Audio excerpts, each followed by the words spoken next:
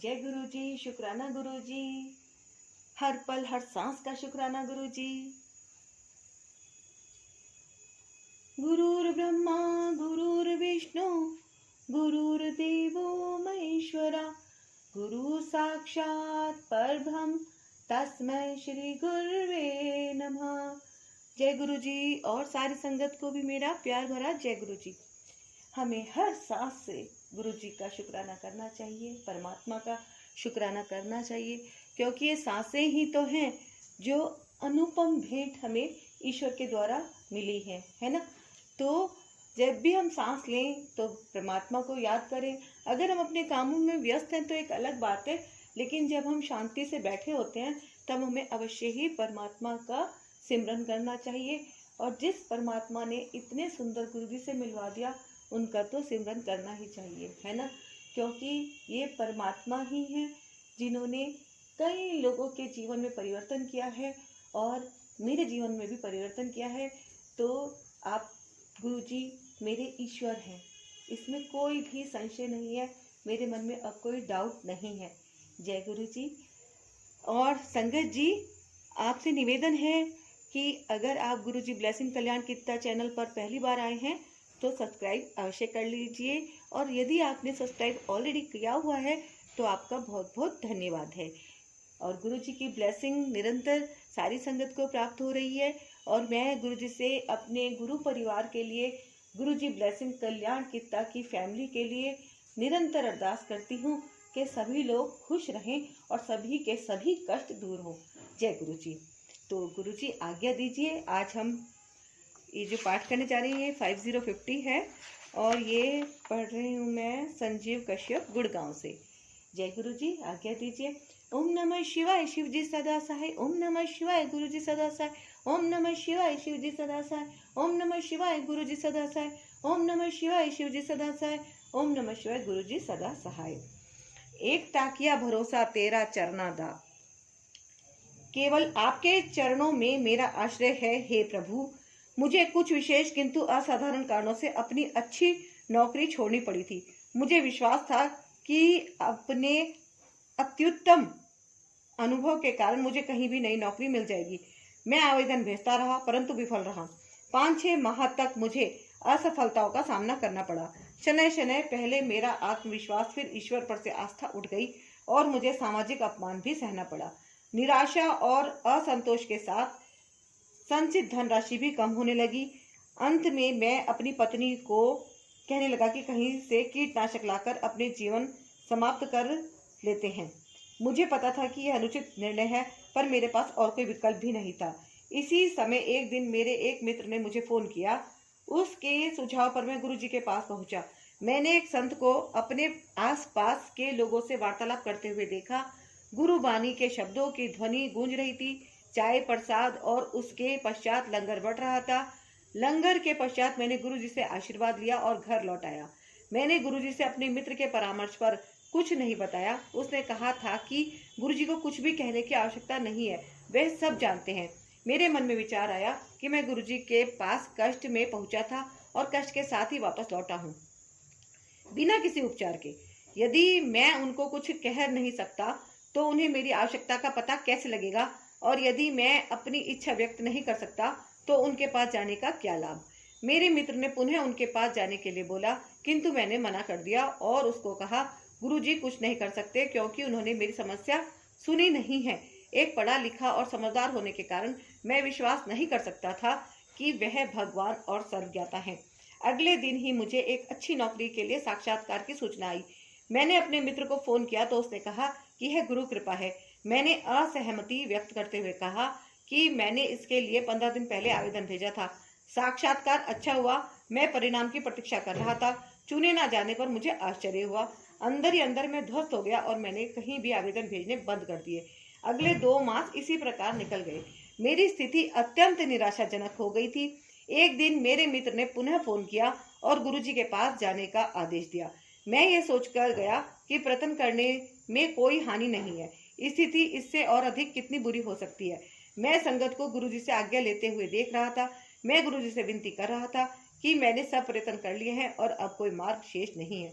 बार बार उस दिन सुने हुए एक शब्द के शब्द, एक तकिया भरोसा तेरा चरना दा और सब वैधन्य दे दिया, मेरे कानों में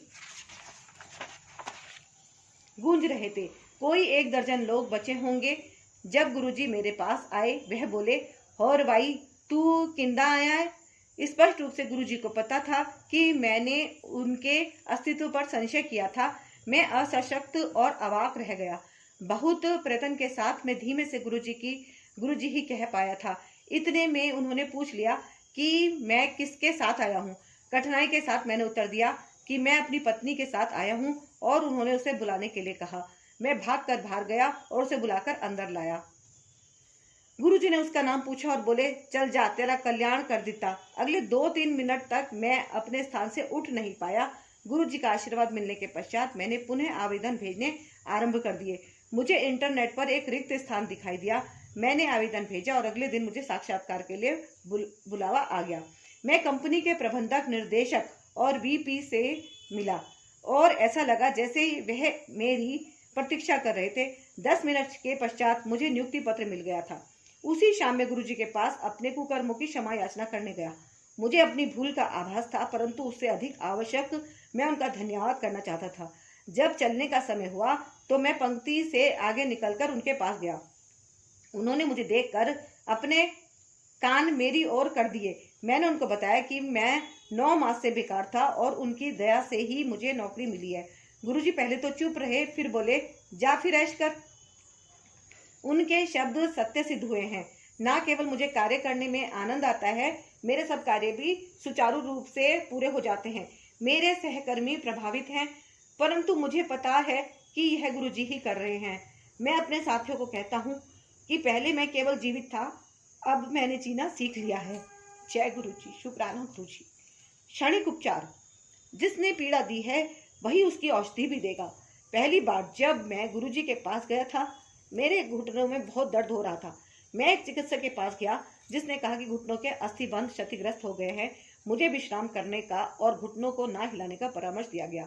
साथ ही औषधियां भी दी गई। पीड़ा असह्य थी। जब मेरे मित्र ने मुझे फोन कर गुरुजी के पास जाने के लिए कहा, तो मैंने उनको बताया कि मैं तो गुरुजी के पास नौकरी के लिए विनती करने गया था और वहीं पर मेरे अस्थि बंध क्षतिग्रस्त हो गए। मेरा मित्र चुप रहा। 2 माह के पश्चात घुटनों का शूल समाप्त हो गया। जब मैं अपने मित्र के दोबारा कहने पर पुनः गुरुजी के पास गया तो मेरे घुटनों में फिर से वेदना आरंभ हो गई। इस बार मैं चिकित्सक के पास गया तो उसने एक महंगे उपचार की सलाह दी। मेरे पास अधिक धन नहीं था और घुटनों के दर्द के साथ उनके पास जाना भी कठिन हो गया। मेरे से चला भी नहीं जाता था। एक दिन मैंने गुरुजी से इस पीड़ा को सह पाने की शक्ति के लिए उनका आह्वान किया। मैं अत्यंत कठिनाई के साथ अपने आप को कार में घुसा पाया और उसे चलाकर एम्पायर स्टेट पहुंच पाया। उस दिन चलते हुए मैंने गुरुजी से विनती करी, तुम ही ने दर्द दिया है, तुम ही दवा देना। और अगले क्षण में पीड़ा समाप्त हो गई। निश्चित करने के लिए कि मेरा घुटना बिल्कुल ठीक है, मैं चिकित्सक के पास गया। मुझसे कहीं अधिक मेरे स्वस्थ घुटनों को देखकर उसे आश्चर्य हुआ। उस दिन के पश्चात मैं किसी चिकित्सक के पास नहीं गया हूँ। गुरुजी को उपचार करने के लिए भक्तों से बात करने की आवश्यकता नहीं है। आपको अनुभूति होता है कि वह कुछ करने के लिए कह रहे हैं और उस क्रिया को करते ही कष्ट से आपका निवारण हो जाता है। जय गुरुजी, शुक्राना गुरुजी। मैंने धूम्रपान छोड़ा। मैं प्रतिदिन 30-35 सिगरेट पीता था और तीव्र अम्लता और उदर समस्या से पीड़ित रहता था। एक दिन सिगरेट पीते हुए मुझे लगा कि गुरुजी सिगरेट बंद करने का आदेश दे रहे हैं। मैंने सिगरेट का वह डिब्बा फेंक दिया। जब मुझे पता है कि गुरुजी ने ऐसा क्यों कराया, अब मुझे पता है कि गुरुजी ने ऐसा क्यों करवाया। मेरे चिकित्सकों ने बताया कि ऐसा ना करने से मुझे उदर व्रण हो सकता था, जो कालांतर में असाध्य कैंसर का रूप ले सकता था। रोग का उपचार उसके लक्षण आने से पहले ही हो गया। गुरुजी मेरे मित्र, दार्शनिक, पथ प्रदर्शक, चिकित्सक और अध्यापक हैं। मैं प्रतिदिन उनकी उपस्थिति का आभास कर सकता हूँ। वे भक्तों में उनके प्रिय रूप में प्रकट होते हैं। वे सब भूमिकाएं अत्यंत मनोहर ढंग से निभाते हैं। वह शिव हैं। प्रारंभ में यह अविश्वसनीय प्रतीत होता है। बचपन से ही हमें सिखाया गया है कि देवी देवता मनुष्य रूप में दिखते हैं। उनके 4 या 8 हाथ होते हैं और उनके वाहन कोई पशु या पक्षी होते हैं, परंतु यह केवल सांकेतिक चित्रण है। अतः हमें विश्वास करना अत्यंत कठिन हो जाता है कि हमने इस युग में जन्म लिया है, जब शिव इस पृथ्वी पर अवतरित होकर मानव जाति का भला करने स्वयं आए हैं। परंतु तथ्य सत्य है। संजीव कश्यप, गुड़गांव। जय गुरु जी, शुक्राना गुरु जी। आप शिव हैं, आप भोलेनाथ, गौरी, पार्वती, आप सब कुछ हैं। पिछले वाले पाठ में मैंने पढ़ा था दिव्य आभा के कि आपने किसी को दुर्गा के रूप में भी दर्शन दिए हैं। जय गुरु जी, शुक्राना गुरु जी, अनंतम शुक्राना गुरु जी, हर सांस से शुक्राना गुरु जी। जय गुरु जी। संगत जी आप भी बोलिए एक बार, जय गुरु जी, शुक्राना गुरु जी। महापुरुष के चरणों में। संगत जी पता नहीं क्या होता है कि बीच बीच में जब मैं सत्संग पढ़ती हूँ ना, मैं खुद भी भाव विभोर हो जाती हूँ। ऐसा लगता है कि ये शब्द मेरे ही हैं, बोल कोई और रहा है लेकिन ये शब्द मेरे हैं, मेरे दिल की बातें हैं सारी की सारी। इसी को शायद अटैचमेंट कहते हैं कि गुरु जी के साथ मेरा कुछ कुछ है ना, अटैचमेंट बढ़ रहा है ना। जय गुरु जी। थोड़ी थोड़ी बुद्धि देने के लिए, थोड़ा थोड़ा ज्ञान देने के लिए शुक्राना गुरु जी। महापुरुष के चरणों में। मुझे गुरु जी के प्रथम दर्शन दिसंबर 1995 में हुए, जब मैं अपने एक घनिष्ठ मित्र श्री राजपूत के पुत्र के विवाह पर आयोजित स्वागत समारोह भोज पर गया था। मुझे और मेरे परिवार को जालंधर, पंचकुला, चंडीगढ़ और दिल्ली में गुरुजी के दर्शन का सौभाग्य प्राप्त होता रहा है। 2006 में दिल्ली में उनके दर्शन हमें 2 साल के बाद हुए। इस अवधि में हम उनके आदेश के अनुसार उनके पास नहीं गए थे। गुरुजी के साथ हमारे वर्षों के अनुभव से मैं कह सकता हूँ कि हमारे युग के सच्चे महापुरुष हैं, अमृत के स्रोत। घटना 1994 की है, जब गुरुजी चंडीगढ़ में थे। मेरी पत्नी, मेरे पुत्र वधू और मैं उनके दर्शनोपरांत घर के लिए निकल ही रहे थे कि हमें वापस बुलाकर उनके कक्ष में ले जाया गया। गुरुजी ने कहा कि वह हमें आशीर्वाद देंगे। उन्होंने हमें अपना मस्तक, वक्षस्थल और कंधों के पीछे सूंघने के लिए कहा। हमें ऐसी सुगंध प्रतीत हुई जो पहले कभी नहीं मिली थी। ऐसा प्रतीत हो रहा था कि वह स्थल दिव्य अमृत के अनंत स्रोत है। जय गुरु जी। औषधि बिना उपचार। उसी वर्ष मेरे दोनों टखनों में अत्यंत पीड़ा होने लगी। दर्दनाशक औषधियां लेकर मैं पंचकुला में अपने पारिवारिक चिकित्सक के पास गया। परीक्षण से पता लगा कि मेरे हीमोग्लोबिन का स्तर 13-14.1 से गिरकर मात्र 7.2 रह गया है। टखनों की वेदना को भूलकर उन्होंने इस पर ध्यान देने का परामर्श दिया। चिंतित सेक्टर 34 में स्थित सिटी चिकित्सालय और पीजीआई में दिखाया, किंतु कोई लाभ नहीं हुआ। तो मैं दिल्ली के साउथ एक्सटेंशन क्षेत्र में स्थित एक हीमोग्लोबिन विशेषज्ञ के पास गया। उन्होंने अनेक परीक्षण कराए और पता लगा कि मेरा ESR 105 था, जो अत्यधिक उच्च माना जाता है। उनके विचार से मेरा निम्न हीमोग्लोबिन का संबंध अस्थियों से था। कोई अन्य विपरीत लक्षणों के अभाव में वह मुझे एक चिकित्सालय लेकर गए, जहां पर अस्थि मज्जा का परीक्षण होना था। जब हमें पता लगा कि यह रक्त कैंसर के लिए है, हम भौचक्के रह गए। उस शनिवार के दिन मेरे शरीर से 20 से अधिक नमूने एकत्रित किए गए। परिणाम सोमवार की संध्या को पता लगने थे। मैं भयभीत था और मैंने चंडीगढ़ में अपने पुत्र को गुरुजी से मिलकर उनको स्थिति से अवगत कराने और मेरे जीवन के लिए प्रार्थना करने को कहा। आदरणीय गुरुजी ने मेरी पुकार सुनी और कहलवाया कि सब परिणाम अनुकूल आएंगे। उन 2 दिनों में हम अत्यंत चिंतित रहे। परिणाम आने पर हमारे और चिकित्सक सबके लिए अचंभे की बात थी। विशेषज्ञ ने 9 विटामिन निर्धारित किए और इस प्रकार मुझे प्रतिदिन 2 दर्जन से अधिक गोलियां और कैप्सूल खाने थे। अगले दिन मैंने चंडीगढ़ में गुरुजी की संगत में उनको विस्तार में बताया। गुरुजी महाराज ने मुझे सब औषधियां छोड़कर प्रतिदिन 1 गिलास अनार का रस और भ्रमण करने के लिए कहा। मैंने उनके निर्देशों का अक्षरश पालन किया, किंतु दिल्ली में विशेषज्ञ को कुछ नहीं बताया। 1 माह के बाद जब मैं उस विशेषज्ञ के पास दिल्ली गया तो मेरी स्थिति में अत्यंत सुधार था। उन्होंने औषधियों की मात्रा आधी कर दी। अगले माह जब और सुधार दिखाई दिया तो औषधियां कम से कम कर दी गई।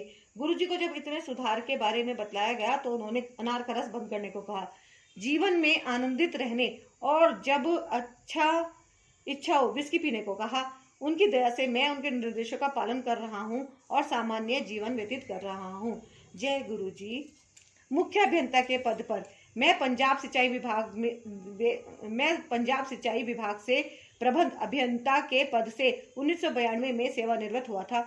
अपने सेवा काल में मैं 1966 से 1968 तक फाजिल्का में एसडीओ रहा था। फाजिल्का पाकिस्तान सीमा से केवल 4 किलोमीटर सीधी दूरी पर स्थित है।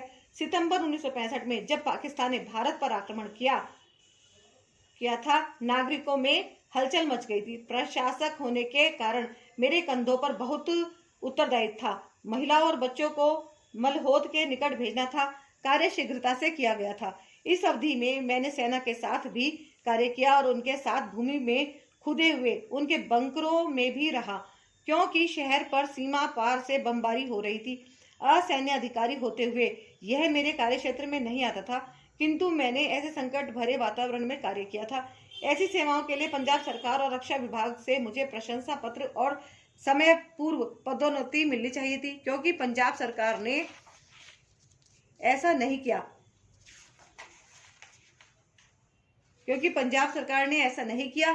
था। इस भेदभाव के लिए मैंने न्यायालय में आवेदन कर दिया था। जब से मैं गुरुजी से मिला था, वह मुझे सदा मुख्य अभियंता कहकर संबोधित करते थे। मैंने उनको बताया था कि मैं प्रबंध अभियंता के पद से सेवानिवृत्त हुआ हूं, पर उन्होंने कहा कि मुझे शीघ्र ही मुख्य अभियंता की पदोन्नति प्राप्त होगी। कालांतर में न्यायालय ने मुझे समस्त सेवा संबंधी सुविधाएं दी और गुरुजी के कथन के अनुसार पंजाब सरकार ने 2004 में विशेष अधिसूचना निकालकर मुझे मुख्य अभियंता का पद प्रदान किया। गुरुजी की दया मेरे समस्त परिवार पर बनी रही है। 2002-2003 की शीत ऋतु में एक दिन मेरी पत्नी और मैं एम्पायर स्टेट में गुरुजी के पास रात्रि 2 बजे तक थे। सर्दी बहुत हो रही थी। बाहर निकलने के बाद मेरी पत्नी ने कहा कि पिछले 1.5 घंटे से उसकी बाईं हथेली में बहुत पसीना आ रहा है। उस समय कोई चिकित्सक मिलने का प्रश्न नहीं था और कुछ गड़बड़ अवश्य थी। अतः हम वापस गुरुजी महाराज के पास गए और उन्हें समस्या से अवगत किया। उन्होंने मेरी पत्नी का हाथ अपने हाथ में लिया और बोले कि कहाँ दर्द है? कोई दर्द नहीं है, जाओ आनंदमय रहो। उनके यह कहते ही वेदना समाप्त हो गई। अगले दिन जब हम उनके पास पहुंचे तो उन्होंने पीड़ा के बारे में प्रश्न किया। वह इतने दयालु हैं। इस भौतिक और माया मोह के संसार में एक सच्चे महापुरुष का दिव्य आश्रय प्राप्त करना अत्यंत कठिन है। संतों के विस्तृत परिवार में एक को दूसरे से भिन्न करने वाले नियम तभी पता लग सकते हैं जब हम एक ऐसे संत के पास पहुंचे जिसके सदृश कोई और ना हो और वह ईश्वर के वास्तविक संदेश मानवता में फैला रहा हो। दूसरे के जैसे उसे धन और अन्य भौतिक वस्तुओं में कोई रुचि ना हो। वह अपनी असीमित शक्तियों का प्रयोग मानवता के कष्ट और चिंताओं को नष्ट करने में लगाए। श्री गुरुजी महाराज ब्रह्म ज्ञानी हैं, जो इस नश्वर संसार में भटके मनुष्यों को सही राह दिखाने के लिए मोक्ष प्राप्ति के सही मार्ग बताने आए हैं। हम भाग्यवान हैं कि हमने उनके बारे में सुना, उनसे मिलने का अवसर प्राप्त हुआ और उनकी कृपा से ही उनमें आस्था है। यद्यपि वह मनुष्य रूप में आए हैं, वह मनुष्य नहीं है, वह तो गुरु नानक और शंकर का अवतार है।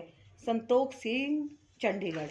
जय गुरु जी। शुक्राना गुरु जी, अनंतम शुक्राना गुरु जी। संगत जी, एक और हम इसमें कंटिन्यू कर लेते हैं गुरु जी की आज्ञा से, और आप सब लोग ध्यान लगाइए और एक बार जय गुरु जी जोर से बोल दीजिए, शुक्राना कर दीजिए। जय गुरु जी। ये हैं एसके चंदर, मेरे रक्षक, उनका टाइटल है। छोटा सा सत्संग है ये। चंडीगढ़ में 1991 में अपने एक सहकर्मी के कक्ष में गुरुजी से मिलने के पश्चात मैं सदा उनका उत्साही अनुयायी रहा हूँ। उस समय मैं आयकर पुनर्विचार अधिकरण का अध्यक्ष था। उस समय से भले ही मैं संगत में आऊं या नहीं, वे सदा मेरे मन में बसते हैं। मेरे लिए यही उनका आशीर्वाद रहा है। कुछ वर्ष पूर्व मैंने अपने आप को गुरुजी पर एक कविता लिखते हुए पाया। यद्यपि मैं लिख लेता हूँ, मैं अंग्रेजी भाषा का कवि नहीं हूँ, किंतु उस दिन एक अज्ञात शक्ति मुझसे लिखवा रही थी। उनके जन्म दिवस के उपलक्ष्य पर उसकी सैकड़ों प्रतिलिपियां बनी और उसे गुरुजी के भक्तों में बांटा गया। जनवरी 2006 में मैं अकस्मात रुग्ण हो गया। मुझे ज्वर था और अपने कमरे में अचेतनावस्था में पाए जाने से पूर्व 2 बार उल्टी कर चुका था। स्ट्रेचर पर मुझे सीधे अपोलो चिकित्सालय के गहन सेवा केंद्र में ले जाया गया था। चिकित्सकों के एक दल ने परीक्षण करने के पश्चात पाया कि गुर्दे के संक्रमण ने मेरे पूरे शरीर को ग्रस्त कर लिया था। मेरे गुर्दे और यकृत ने काम करना बंद कर दिया था। मेरे हृदय का आकार बढ़ गया था और मेरी आंतों से रक्तस्राव हो रहा था। मस्तिष्क प्रभावित हो गया था और मुझे श्वसनक ज्वर था। इस आधार पर चिकित्सकों ने मेरे जीवन की आशा छोड़ दी थी और यह मेरे परिवार को भी बतला दिया था। तथापि उन्होंने कहा था कि यदि मैं अगले 48 घंटे जीवित रह पाया तो कुछ आशा करी जा सकती थी। गहन सेवा केंद्र में चिकित्सक मेरे साथ लगे रहे। एक दिन प्रातः 4 बजे जब मैं अर्धचेतना में था और नर्स कोई विशेष शिरा ढूंढ रही थी तो मैंने एक चिकित्सक को कहते हुए सुना, मैंने सब संभव कर लिया है पर कुछ नहीं हो रहा। मैं भयभीत हो गया। वहां लेटे हुए अपने अस्थिर मन से मैं गुरुजी से संपर्क स्थापित करने का प्रयत्न करता रहा था। उस दिन मैंने उनके उस चित्र पर ध्यान केंद्रित किया जिसमें वह अपने दोनों हाथ अपने मुख पर रखे हुए हैं, जैसे गूढ़ सोच में है, दिव्यता और शांति का प्रतीक। यह चित्र मेरे घर में है। जैसे यह चित्र मेरे मन में आया, मैंने तुरंत अपने शरीर और मन में अद्भुत राहत का अनुभव किया और मेरा स्वास्थ्य लाभ आरंभ हो गया। मेरा वजन 25 किलो घट गया था और मेरे शरीर का ढांचा बिल्कुल ढीला हो गया था। कई महीनों तक मैं चल या बात नहीं कर पाया। मेरे उपचार कर रहे चिकित्सकों ने पूछा, आप कैसे बच गए? आपसे आधी आयु के व्यक्ति का भी ऐसे लक्षणों के साथ बचना कठिन था। चिकित्सक को पता नहीं था कि मेरे रक्षक गुरुजी महाराज एम्पायर स्टेट से सब नियंत्रित कर रहे थे। जय गुरुजी एस.के. चंदन। तो संगत जी, इनका सत्संग यहाँ पे समाप्त हुआ है और अब ले लेते हैं हम गुरुजी से आज्ञा।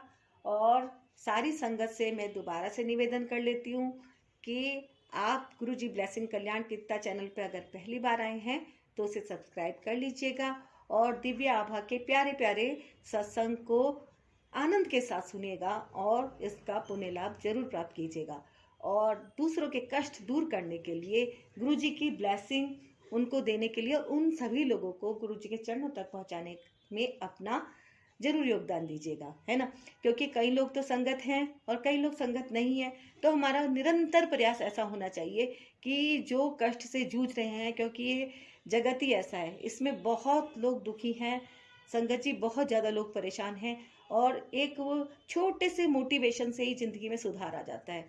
जो लोग बहुत ही निराशावादी हो चुके हैं उनको भी अगर थोड़ा सा भी पॉजिटिविटी मिलती है तो उनके जीवन में नई स्फूर्ति आ जाती है और मार्ग बहुत जीवन का आसान हो जाता है।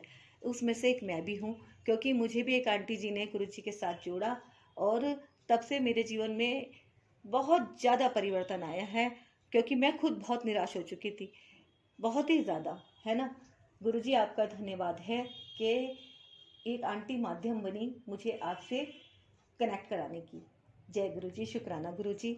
और संगत जी, वीडियो को लाइक कीजिएगा, गुरुजी का कमेंट में शुक्राना भी कीजिएगा, है ना। और दूर दूर तक गुरुजी की खूब ब्लेसिंग पहुँचे, सबका कल्याण हो। गुरुजी ब्लेसिंग कल्याण कीर्तन के परिवार के जितने भी सदस्य इस वीडियो को देख रहे हैं, वॉच कर रहे हैं, उन सभी का कल्याण हो, है ना। तो अब आज्ञा दीजिए गुरुजी, सारे गुरु परिवार को और सारी फैमिली को, सब लोगों को आप खुश रखें, सबका कल्याण करें। जय गुरुजी, आज्ञा दीजिए।